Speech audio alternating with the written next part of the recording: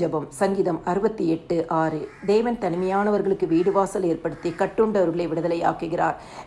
எங்களை நேசிக்கிற நல்ல இயேசுவே, இந்த நாளிலும் நீர் எங்களுக்கு பாராட்டின எல்லா நன்மைகளுக்காக நாங்கள் நன்றி செலுத்துகிறோம். இயேசப்பா, இந்த நாளிலும் அறிந்து அறியாமல் செய்த சகல ஆண்டவரே பாவங்களையும் ரத்தத்தினால கழுவி பரிசுத்தப்படுத்துங்கப்பா.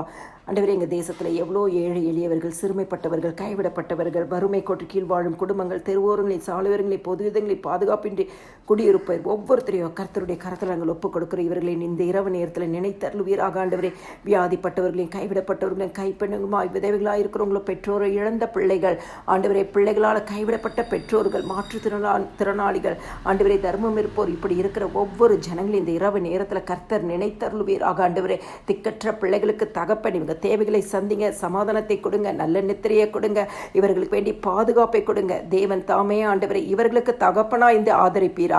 ஆமேன்.